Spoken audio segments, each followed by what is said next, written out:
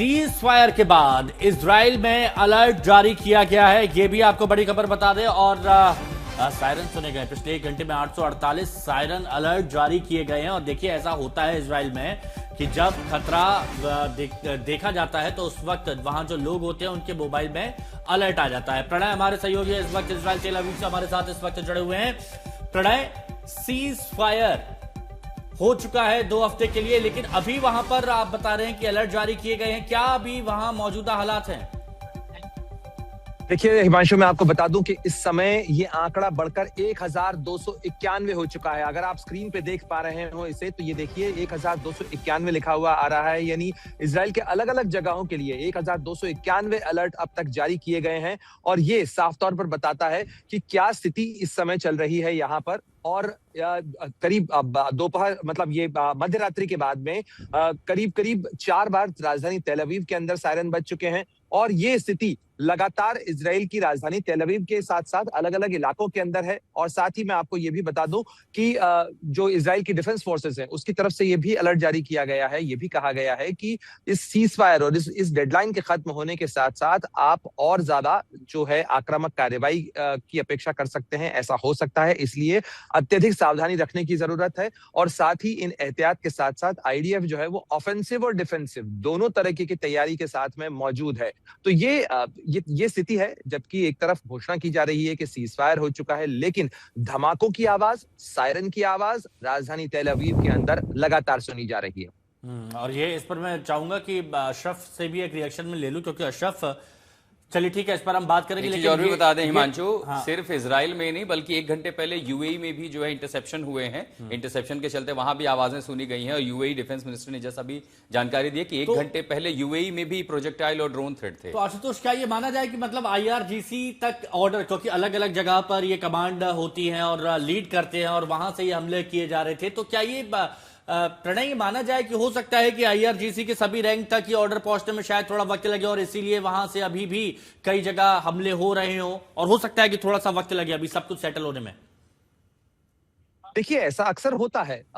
हमने देखा कि किस तरीके से ऑपरेशन सिंदूर में सीज फायर के बाद भी पाकिस्तान ने उस सीज फायर को तोड़ते हुए रात को जो है ड्रोन भेजे थे और उसके बाद एक संकट खड़ा हुआ था। इसके साथ ही हमने देखा था कि किस तरीके से इजराइल और ईरान के बीच जो 12 दिन की लड़ाई हुई थी, उसमें भी सीज फायर के ऐलान के बावजूद आक्रामक कार्रवाई देखने को मिली थी। तो ये ऐसा कई बार होता है कि लोकल कमांडर्स के पास में आदेश नहीं हो, या जब तक एक्सप्लिसिट आदेश नहीं हो, क्योंकि अभी तो सोशल मीडिया पोस्ट आया है, उस सोशल मीडिया पोस्ट के साथ जो आधिकारिक कमांड होते हैं वो अलग चैनल से जाते हैं, और वो जब तक नहीं पहुंचते हैं तब तक लोकल कमांडर्स जो हैं वो ऑथराइज होते हैं अपने अनुसार कार्रवाई करने के लिए। लेकिन इन तमाम चीजों के बीच में ये भी सवाल खड़ा होता है कि अगर ये कमांड एंड कंट्रोल स्ट्रक्चर इस तरीके से काम कर रहा है, तो ऐसे में एक बड़ा हादसा होने, किसी बड़ी घटना होने की आशंका भी बनी रहती है। क्योंकि अगर मिसाइलें दागी जा रही हैं और वो मिसाइलें अगर किसी बड़े नुकसान को जन्म देती हैं, तो फिर ऐसे में वो सीज फायर जो है उस पर सवालिया निशान लगता है। और ऐसा हुआ प्रणय, ऐसा हुआ जिस समय आपने बताया कि इजराइल में अगर इंटरसेप्शंस हुए हैं, वहां पर अलर्ट जारी किया गया है, तो खाड़ी के देशों में भी इंटरसेप्शंस हुए हैं।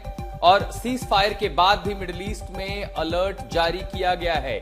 1 घंटे पहले यूएई में अलर्ट जारी किया गया है, जहां इंटरसेप्शन हुए, धमाके सुने गए हैं। सऊदी अरब और बहरीन में भी मिसाइल अलर्ट जारी किया गया है। लोगों से कहा गया है कि वो सुरक्षित जाएं। और उसी के साथ हालांकि रियाद में इसे हटा लिया, रियाद में उसको विड्रॉ किया गया। कुवैत में भी मिसाइल अलर्ट जारी किया गया है। और इसकी एक बड़ी संभावना ईरान का मोजाइक वॉर है, डिसेंट्रलाइजेशन मिलिट्री, कि जब तक सारे रैंक एंड कमांड को यह संदेश ना हो कि सीज फायर हो चुका है, लेकिन कई बार ये आखिरी गलती बहुत भारी पड़ती है। इजराइल में भी हमलों के लिए ऐलान सुना गया, तो मिडिल ईस्ट खाड़ी के तमाम देशों में भी मिसाइल अलर्ट जारी किया गया है। यानी ईरान की ओर से हमला सीज फायर की घोषणा के बाद भी काफी हद तक जारी रहे। तो ईरान में जहां पर लोग अब धीरे धीरे सड़कों पर उतर रहे हैं जश्न के लिए, तो खाड़ी के देशों में ये अलर्ट। प्रणय उपाध्याय सहयोगी टेल अवीव से हमारे साथ जुड़ रहे हैं। प्रणय, इजराइल पर खतरा, रैंक एंड कमांड्स को जब तक ये पूरा संदेश ये नहीं होता कि अब सब कुछ रोक देना है, इसमें लगभग कितना समय लग सकता है? और क्या इसके बदले में एक जवाबी कार्रवाई भी देखने को मिलेगी?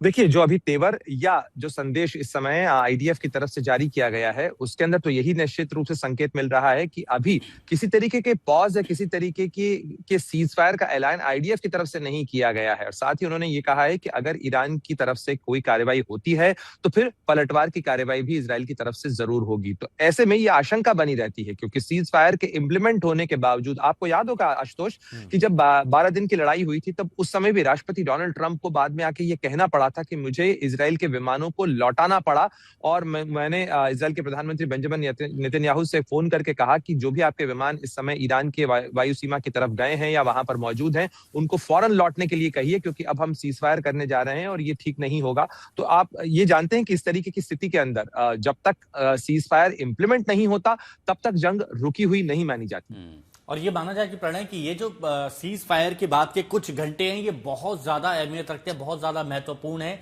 सावधानी बरतने के लिए। क्योंकि अगर एक तरफ से हमला होता है, जैसे इजराइल की तरफ से कहा गया है कि अगर सामने से हमला होगा तो रिटेलिएशन जरूर होगा, हम इसका करारा जवाब भी देंगे, तो ये बहुत क्रूशियल टाइम है सीज फायर के बाद के कुछ घंटों का। बिल्कुल, ये बहुत आपने महत्वपूर्ण बात कही हिमांशु। ये बहुत ही नाजुक समय है उस लिहाज से, क्योंकि सीज फायर की घोषणा हो चुकी है, एक किस्म की सहमति बनी है, लेकिन इस बीच में यदि कोई बड़ा हादसा होता है, कोई बड़ी घटना होती है, तो फिर ये इस सीज फायर को तोड़ सकता है। और हमने देखा है कि इससे पहले जितनी भी सीज फायर की घोषणा की गई है, उनमें कई बार वो सीज फायर टूटे हैं। वो सीज फायर स्थायी तभी होते हैं जब सहमति का पालन हर कोई करे, हर पक्ष करे। इस दौरान एक और बड़ी खबर आ रही है, प्रणय आप हमारे साथ बने रहिए। और ये बहुत बड़ी अहम जानकारी, सीज फायर के बाद मिडिल ईस्ट में अलर्ट तो जारी किया गया है और सावधानी बरतने की बात कही गई है।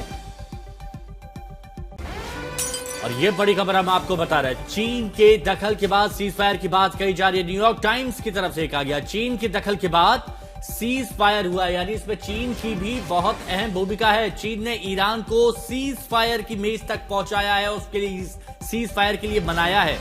ये न्यूयॉर्क टाइम्स की तरफ से दावा किया गया है कि अमेरिका के साथ सीज फायर के लिए बनाया गया। विभूति जी हमारे साथ में जुड़े हुए हैं। विभूति जी, पाकिस्तान की भूमिका की बात की जा रही थी, लेकिन अब यह बताया जा रहा है न्यूयॉर्क टाइम्स के हवाले से खबर कि चीन के दखल के बाद सीज फायर हुआ है और ईरान को मनाने में चीन की बहुत बड़ी भूमिका रही है।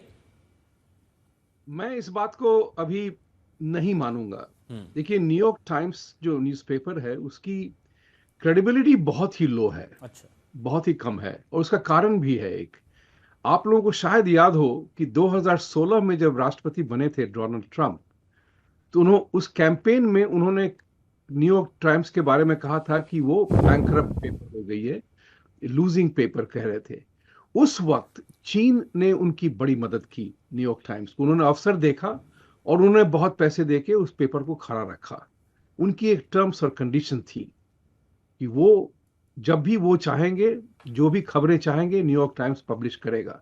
चीन का अमेरिकन सिस्टम में इतना बोलबाला है कि आप मान लीजिए कि हॉलीवुड में फिल्में जो बनती हैं वो चीन की शिकायत नहीं करती हैं अब। यहां तक कि नेशनल बास्केटबॉल एसोसिएशन NBA के एक जनरल मैनेजर ने जब चीन के कहते हैं कि ह्यूमन राइट्स के बारे में चर्चा की, तो उस टीम के सारी गेम्स को उन्होंने कैंसिल कर दिया। तो चीन का बहुत बड़ा प्रभाव है यहाँ पे, इस्लामिस्ट का बहुत बड़ा अंदरूनी प्रभाव है यहाँ पे। न्यूयॉर्क टाइम्स मेरे विचार से एक बिका हुआ पेपर है। मैं उनकी बातों का कभी भी विश्वास नहीं करता हूं, क्योंकि वो बहुत सारी कहानियां बनाते हैं। वो अर्ध सत्य को लेकर के पूरा सच अपना बनाते हैं। उनकी पुरानी प्रतिष्ठा है, मैं जानता हूं इस बात को। लेकिन ठीक है सर, आपको लगता है कि न्यूयॉर्क टाइम्स की तरफ से ये जो दावा किया जा रहा है ये भरोसे लायक नहीं है?